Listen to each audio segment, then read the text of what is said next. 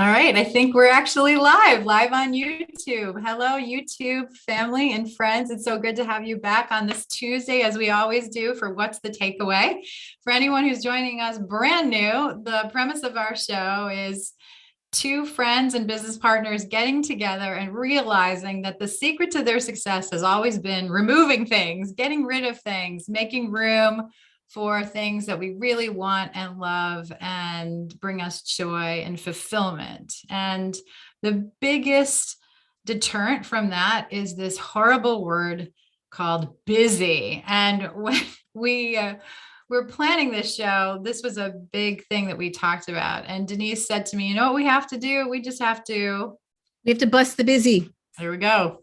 Bust the busy. Yeah. It's interesting how many times when people ask us how you're doing, or if we ask someone that they say, I'm busy. We were talking about this last week. Busy has really replaced the answer fine.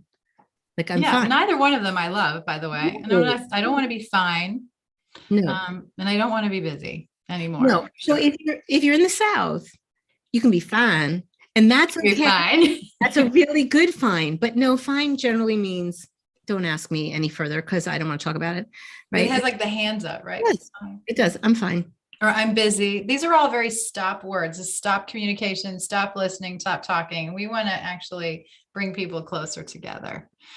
Yeah.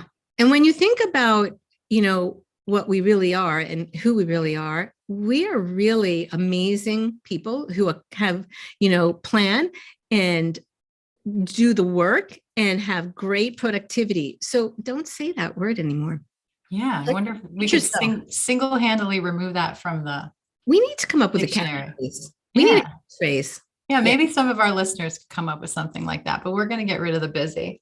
Awesome idea. Today, we're going to actually come to a close on our entire month of June that we focused on finances. I thought it was really enlightening, at least for me. I've made some good adjustments in my life. I've taken away some really bad things that were stopping me from seeing all the good things. So I really appreciate you and all the research you've done and the topics you chose and the guests you invited. I think it was a dynamite month. So if you haven't seen those shows, please go back and take a look at our schedule and the lineup. And I think you're going to get some really great things out of that. So we decided, how do we close this very important month talking about finance in a time of, real financial challenge for a lot of people? And Denise came up with something which I think was really, really cool, which is, what is your money mindset? So that's the theme of today. And we're going to start off by giving you the 3 takeaways on that theme. So Denise, take it away. Awesome. Right. So money mindset, so important. So number 1 takeaway is take away your old thought patterns around money. We're going to go into all of these in more detail, obviously. Takeaway 2, or take away the fear and the negative emotion about doing something you're unfamiliar with or not good at. Right. Yeah. Because anxiety and fear are natural feelings when you want to accomplish something like a big goal. But that fear of the unknown, or the fear of change, or the fear of failure, nope. We're going to plan around that. And then takeaway 3 is take away your worst money habits. Right? Yeah. So all really good. We'll see which one we decide to take away at the end of the show. So I have to think about that as we go through them. So let's start with number 1. What's your take on number 1? So I really like, I like number 1. It means a lot to me because I run into a lot of people who have money mindset. And I think when you're around people that are close to you and they have a skewed money mindset, it can rub off. And so can I tell you the phrase I hate the most? Yes. They get it right out at the beginning of the show. Good. When people say to me, I don't have any money. Oh, really? I hate that.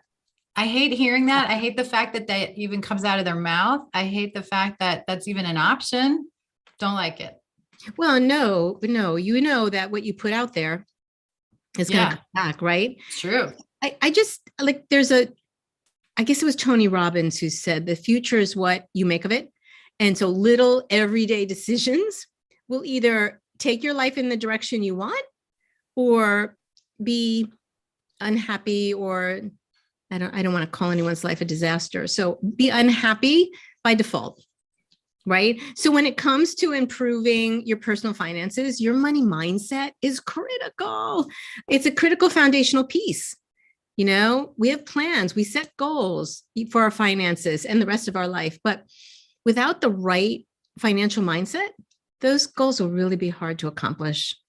So where does that mindset come from? Like, how do I even know what my mindset is? Where did I get it? If I don't like it, how do I get rid of it? You know, well, what is that? The first thing actually is to be aware of it. Okay. Like, what is my mindset? So now everybody's aware. You all have a money mindset. You do. So you can't deny it anymore. We all have a money mindset. And where did it come from? Well, most likely it's come from your experience. So a lot, you know, from your childhood. I mean, was money tight when you were growing up, right? Did your parents struggle to make ends meet? Or maybe none of that happened, but somehow, you know, along the way, you'd ask for money or something and you'd hear money doesn't grow on trees, or we don't have the money for that. Or my least favorite one, really, I don't like this, that money is the root of all evil. It makes me crazy. Okay. Because honestly, you can do really good things with money. In fact, it's hard to do good things without money. Yeah. And it's an energy exchange. Right. Like, if we only think of it as an energy exchange, that would be so much better. But those thoughts and those beliefs become people's truths. Yeah. And it's really hard to fight against that. You know, work is hard. Well, Carrie, do you feel work is hard? I love working. I really do. I don't know if I could get up in the morning if I hated my work. In fact, I heard someone say once that if you hate your work, you should quit immediately. Quit immediately, because you're not serving the people that you're working for. Not because you hate it, right? So that's like the big thing. Like, I thought, oh, well, you should quit your job because if you hate it, you shouldn't live a life that you hate. No. Their point was, if you're miserable in your work, you're spreading that misery around and you have no right to do that. And I was like, wow, okay, good point. Yeah. A little later, we're going to talk about kind of affirmations. Yeah. Around money, because the universe hears you. If you say things like, I hate money, or it's so hard to make money, or the government taxes us and takes all our money, like, it's really unhealthy. Yeah. So we have to go look back in our childhood and we have to understand where that was coming from, but then look at it realistically. Like, my parents never talked about money in a negative way. We didn't have a lot. We had what everyone else had, I think. I don't know. We you know, it's all relative. Let's face it. You know, like, the poverty level in the world is, you know, or I think, am I going to get this right? Less than $35,000 a year. So I think for most Americans, even if they live, quote unquote, at the poverty level, they're living above the poverty level, far above the poverty level for the rest of the world. So it is relative. And you have to look at what we think are our needs and wants. And you can go back to some of the other shows to get those ideas and help you out with that. Yeah. Well, and I think also, Carrie, that it's perception, right? It is, do our goals match our income? And if not, you have to think, what is my mindset around money? And if that needs to be changed, then you'll stand a better chance of achieving those goals. But that has to change. Yeah, absolutely. It has to change for sure. So also another really cool thing is to be grateful for the money you have. Be grateful for, you know, express your gratitude. Yeah. And you do that, and you know, what can you do with the money you have? Then there's more contentment in your life. And with more contentment, it's almost a natural next step, but it's really a key to building more wealth, because you're content. I know this is going to sound crazy, but I've always enjoyed finance and the world economy and all those wonderful topics. And so sometimes if there's a lull in the conversation, I'm at a dinner party, I'll bring out this question. It's like, if you had $10, what would you do with it? And it actually kicks off a really fascinating conversation, because $10 isn't a lot of money. So most people can imagine it. And as you have the conversation, kick it up, right? So like, okay, well, if you had $50, what would you do with it? If you That's had cool. $500, what would you do with it? Right. When it gets into those really big numbers that people don't believe they could ever have, they get really nervous about answering. Yeah. Like the $10 is actually kind of interesting, but maybe not exciting. As you get up to maybe $1,000, then the dreaming kind of comes out. But if you get into those big numbers, and you ask most people, what would you do if someone gave you $1 million right now? They're not prepared to answer that question. So I would challenge our audience to actually ask yourself, if someone gave you $1 million tomorrow, get ready. Yeah. Get ready. What would you do with it? Like really get ready. Because guess what? If you're not ready for it, you're either going to lose it, Yeah. or you're never going to receive it. No, Which is why lottery winners a lot of times don't keep the money. Or, young people, when they make it big really quickly, they can't keep their money. Yeah, I know. I really love that idea because that's part of the planning. Yeah. And even if you can plan a little bit at a time and take those steps a little bit at a time, it's always going to be, you're always going to be more successful because you're going in the right direction. I do that with a lot of goals. Like tonight, I know we're doing this class on fat burning and flab trimming because our other fun thing to do together is, using healthcare products and doTERRA essential oils. And I was thinking, you have to have that mindset with your body too. Like, what would I do if I, was more fit, if I was thinner, if my skin were toner, like, how would that change me as a person? So it can do that with money too. Yeah. What could I do? Right. Really, what could I do? Because ill health holds you back just as much, if not more, than a lack of money. Yeah. Sure. Yeah.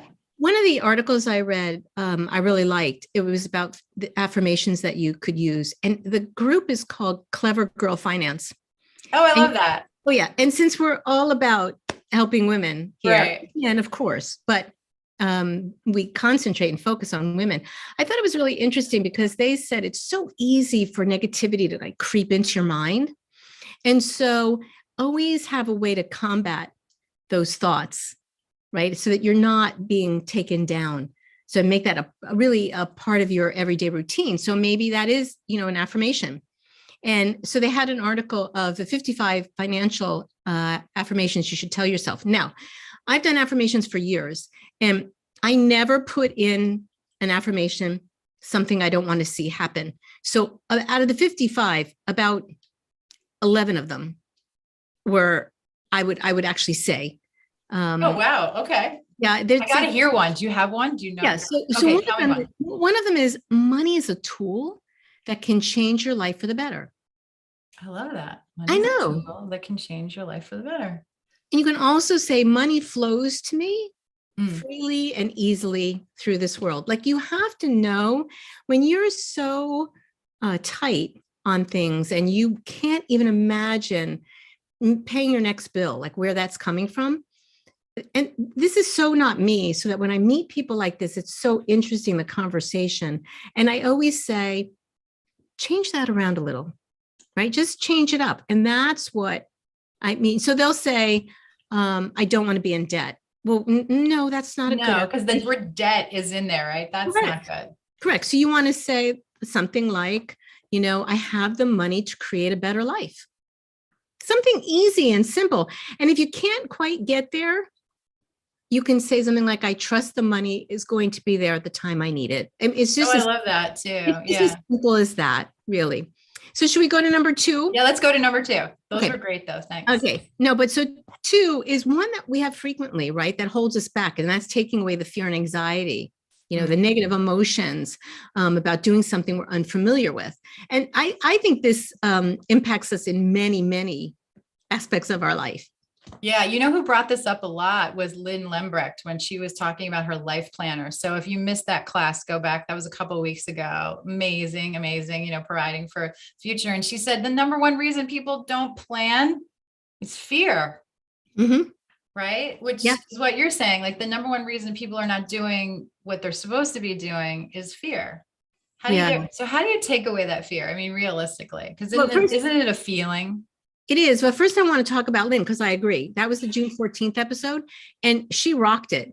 Right. She did. If you watch that show, I hope that you've gotten started on planning what you want in your future. You need to have all that critical information. I think if you start something like that, you're already on your way to planning your future. Yeah. Right? And then every day you're living for the now and you don't have to worry about the tomorrow. Correct. And you don't look back. I love that. She gave everybody permission to, like, whatever you did in the past, yesterday is yesterday. Don't beat yourself up over it. And I think that applies in this show too, right? So you had a bad money mindset. We're going to change that, right? Or if you made a bad decision, yeah, it's in the past. It is in the past, right? Yeah. But, these are natural, like fear and anxiety, right? Anytime you're doing something new and you want to accomplish, you have a big goal, there's a fear of the unknown. It's true. But I think you have to constantly remind yourself that no matter how, afraid you are or how terrifying this may be to you, right? That you can do this. Like, focus on the small steps that take every day. It's an everyday thing, just like anything else. And you'll see after a while how you have big progress. One of the authors that you and I like, Hal Elrod, right? The Miracle Equation. He says where unwavering faith plus extraordinary effort. Love that. You can like guarantee astonishing levels of success and fulfillment. There's not a magic bullet, right? There's not. No. And I feel like we put in the urgent things. Like, we talk about this a lot, and right. It's always on my mind. Like, you're taking care of your to-do list, but are you taking care of your life list? Like that, right. That's the really important stuff. So I think you always say, is the urgent taking precedence over the important? Yes, right. It's a scary thought when you think about it. It can steal your day for sure. Hopefully it doesn't steal your week and then your month and then your year. And, obviously then it becomes a pattern of the way you live. Like, you're choosing to constantly react. One of the things I want to just jump in real quickly is, like, for me, the best antidote to fear is a friend. Pick up the phone, sit down and just say, hey, can I have 2 minutes of your time? Because I'm feeling really nervous about this or unsure about this, or this is kind of creeping up on me. And I just look at the face. Because we just did this yesterday. I know, but it works. And it's in that joy book, right? I mean, if we're going to talk about books, shout out to Chris Stefanik. I think it's lesson number 8 of his 9 things you do to have a joyful life. But he said, you gotta have friends. Then I was saying to you on Sunday, I feel so dry. I feel like I'm empty, like there's nothing there. Like I'm a desert. I don't know what to do. I can't sit down. Should I read? Should I work? Should I clean? Should I talk? Like, I didn't know what to do. Yeah. And honestly, the phone call was the antidote to the dryness. So if you're afraid about doing different things with your money, if you're afraid of growing your business, we have a lot of entrepreneurs watching this show, and it's a recession, but guess what? In a recession, businesses grow. They do grow. In recession, money changes hands. So why not have it change into your hands? Yeah, all of that is true. And, I called you yesterday and said, whoa, I need to check in with you on something. And thank goodness I did, right? Because then it set me right back on the right path. For me, it was like a no-brainer. I had no idea how much, stress it was causing me, but I'm so glad you called, right? Yeah. So call the friend. 2 hours earlier. Yeah. But as far as also getting through the fear, I think you have to set a goal. Like, I think you have to give yourself a timeline, and you have to devote regular hours to this, just like you do exercise, just like you do, going out and shopping for your groceries. Like, you have to put aside a little time to either investigate or take action, but it's your financial future. So you want to make sure that you're going to achieve the goals. You want to live the way you want to live, and that consists of consistent effort. Definitely. And please write it down, right? What does Simon Sinek say? The reason it's a vision, right? Corporates have visions because you can see them. Yeah. And you're going to laugh at one of the places that I put, like, I don't know, affirmations or goals or my written vision is inside my wallet. I have one of those wallets that you unzip. It's sort of like, you can almost walk around with it as a purse, really, right? It's like a clutch. But I love them because I can stick all my stuff in it. But the other thing I can do is when I open it up, I can actually stick like a Post-it note or something in there with something. And you open wallets pretty often. Yeah. And I look at it, and you can say to yourself anything. You can remind yourself of anything. I'm That's a gonna Bob get. Proctor thing. Oh, thank you. Oh, I'm so glad we were on this. I was like, what's his name? And Yeah. you pulled Yeah. the name out of your head. Thank you Gold very much. card. So Yeah. Bob Proctor, right? He said, put it like a stone. Doesn't he say like put a stone in your pocket? He can, but he has a little gold card. It's a little Oh, gold card. card. Okay. Yeah. Yeah, that you carry with you. Yeah. The Like reminder. it has to be something you see every day, or else it's just like out of sight, out of mind, right? These little trite phrases that we say all the time without thinking are there for a reason. Yeah. So all of this adds up to, right? If you want to live the life of your design, then you need to design it. Otherwise, you're going to live a life by default, and you Yes. might not like that life as much. It might not, add up to what you think is a good life. Right. For sure. You have a good life. Okay. So the last one, let's go to the last one. Okay. It's take away your worst money habits. Carrie. Yeah. Any money habits? So yeah, worst my what are my I've had so many over the years, Denise. I'm not sure I want to out myself on the show. Yeah, live and learn, live and learn. Yeah, it's so true. There were certain things that I just thought I was either entitled to or everybody should be able to do, right? Like I should be able to buy a coffee every day when I go out. But was that really the smartest thing to do? I should be able to go out to dinner. I know obviously food is a big thing for me. I should be able to buy a new pair of shoes every year. Okay, so this is a funny story. We were talking about this the other day. I know people love their birthdays and they love Christmas or they love Hanukkah or their favorite holiday, the ones that, of course, are wrapped around gifts. But for me, one of the biggest holidays of the year was back to school. Yes, I'm a super nerd. I loved school my whole life. No, it's And fun. thank you to all my wonderful teachers. I really appreciate each and every one of you. But I loved that. I went with my mom and my grandmother and sometimes my aunts, and we made a big day of it, and it was like, we're going to buy new shoes and new pens and new pencils and everything shiny. And then it went in the new backpack. And of course, you didn't touch it, right? With the new sneakers. So And everything fun. kind of like went in the corner, ready for that first day of school. All right. So fast forward, I become a mom. I have these kids. They get to that age where they could be cognizant of the fact that it's school shopping time, right? And now I'm like reliving what I thought was something I had to spend money on because it goes back to my number one, right? My mindset around money and spending money and when to spend it. And I remember I would take my kids out and my son was like totally not into it. And then I wrote that off as being like a guy thing. And then my daughter all of a sudden was like, Mom, we have an attic full of pens and markers and half-used notebooks. And then she would like out her brother and say, he never took notes in such and such a class. I was like, okay, fine. But at least he brought the notebooks home, right? So they're still in the attic. And so even now she's in college, right? And she'll go upstairs into the attic and she'll rip out the first 20 pages of some old notebook from, I'm not kidding you, like the 7th grade that's still up there because I insisted on going school shopping. And she'll take it to college and she'll say, it's fine, Mom. It's paper, it's pen, my pencils work. And that taught me a lot. It taught me a lot about like thinking about spending money. And I have beautiful memories, of course, of those trip shopping with my family. And maybe that's the thing that brought me the greatest joy. Now is probably the shoes, but no, maybe not. No, you're not. It was maybe not. I'm kidding. But yeah, but there is that. And the other thing that I was thinking about that wraps around this topic of spending money on things that like mindlessly, I guess, was that the thing? I think I would put it emotionally. Emotionally. Okay. Is that there are 2 seasons of our life. Even though like nature, there are 4 seasons, but I find that we as human beings waffle between 2 seasons.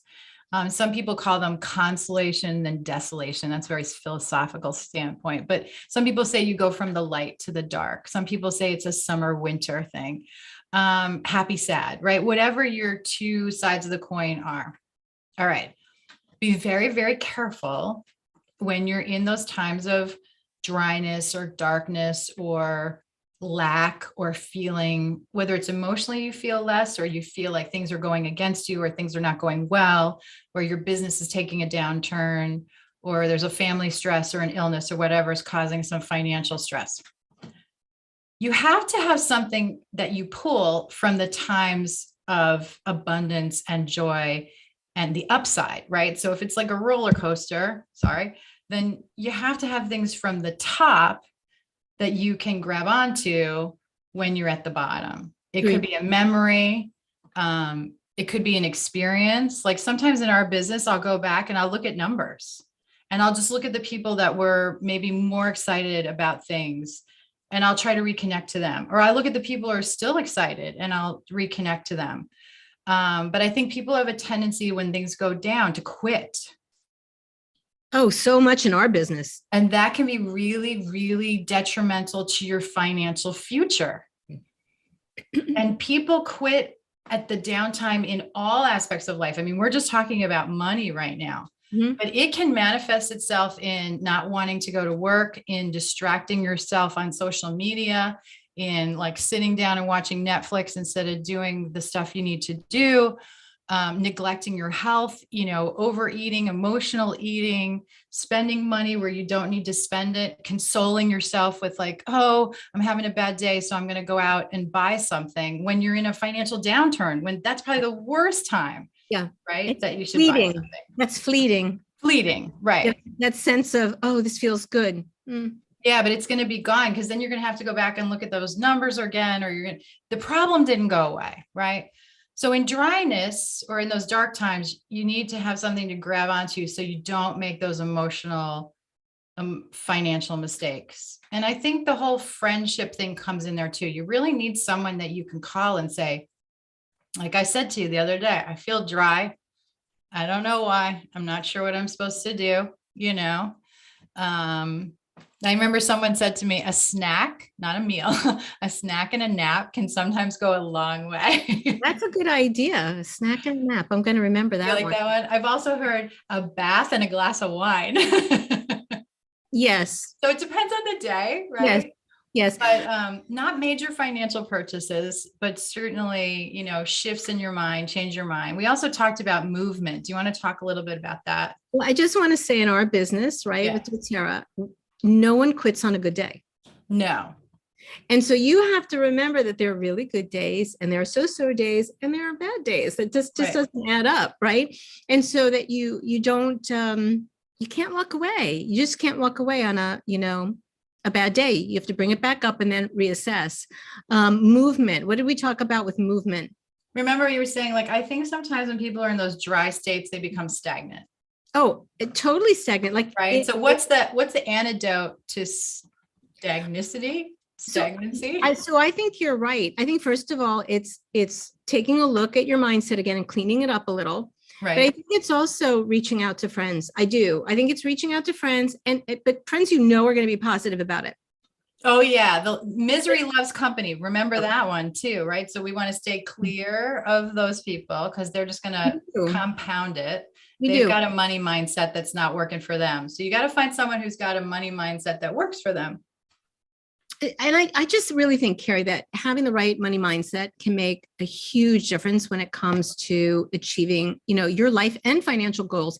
And remember that it requires constant focus and reframing, right? That reframing of thoughts and nurturing it. Nurture yourself, but it doesn't mean that you go out and buy a new wardrobe. It means that you take a look and you say, okay, how do I move this forward? And you're right. It's the motion, right? Once you hit that momentum again, you're always looking for the momentum. Yeah. I think it was interesting when you said you were dry. I thought, well, you know what? I'm going to pick up because you've picked up many times. So I'm going to pick this up. And that's how we came up with this topic. Right. Yeah, I was thank you. But it happened the same thing. We had a promotion this month and people looked at the promotion like it wasn't very interesting. And you and I sat and talked about it and you started talking about it. Oh my gosh. And it just grew and grew and grew. Snowballing, right? I love snowballing. Like get the ball rolling. To the point where we're giving another talk tonight because they need to know this information. It's important. And people are going to have FOMO, right? Yeah, but most, even if they didn't buy the box, they'll probably have. It doesn't matter. We're going to get them at it, right? But it is just a really good idea not to suffer alone. Right. It's actually, the key to it for sure. Yeah. Yeah. All right, we have to wrap up this fun conversation, and I have to, cheer. Let's talk about cheer. This is the oil that I would pick Okay. to either diffuse or to apply. Okay. So, couple reasons. It's super uplifting and bright and sunny, but also if you are really exhausted, if things are really heavy and you roll it over your adrenal glands, it will give you a nice little step. Like a kick to your step, right? And Good. so that's the one that I really believe in for this particular episode. I love that. That's awesome. All right, I'm going to get out the question first because I don't want to be first to answer. Okay. Well, so Denise, tell me, what is your takeaway? My money mindset's pretty good. So I think I have to work on probably a couple of the habits. Oh, no. It's two. It's the anxiety of not knowing. Absolutely. I am surrounding myself with really good financial people so that that's their business. And I got their names from people I trust and who are successful and I love. So that's what I need to do. And Lynn Lambert is what started that all off for me to really focus on. I can't believe this because I'm going to pick two too. I know we're kind of becoming in sync lately, but I'm going to explain why and maybe a little bit different. So the money mindset in one, I feel like I've been working on for a long time. I think since I became an entrepreneur, because I wasn't raised to be in business, I was raised to be in science. So that was a mind shift too. So that's, I had to overcome all that stuff about, like salespeople are, the bottom of the barrel and, whatever, I'm not even going to go into any of that side because I don't believe it anymore. So I can't even come up with those words. Salespeople are awesome. I love salespeople. And then the third one, I have to say, during COVID, I decided to kind of take a real good look at what I was spending money on. And I'm big on fasting, and I believe you can fast from a lot of things. So I've been fasting from mindless spending because I was really good at it. Mm-hmm. So that goes in with some of my fasting commitments to myself. So that's been good. So number 2 is where I'm going to go to, because I have fears. I do. And I don't like having them. Mm-mm. They creep up. I try to deal with them as rationally as I can, but friends have been my greatest antidote. So I'm going to stick with that. So you're probably going to get more phone calls about this, but hopefully you'll pick them up and it'll be really, really good. But this has been a good topic and I really appreciate your coming up with it during my dry spell. And I know that July is all about fun, right? It's all about fun. It's all about fun. So we're going to have sort of good information. Variety of topics for the summer and uplifting things. So it'll be a little bit lighter. So maybe if you're sitting on the beach, you'll still pull out your phone and listen to us as we talk about some cool, fun summer things in the weeks to come.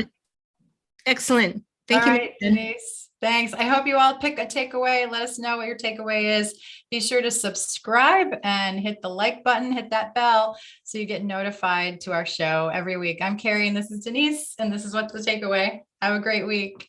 Bye-bye. Bye.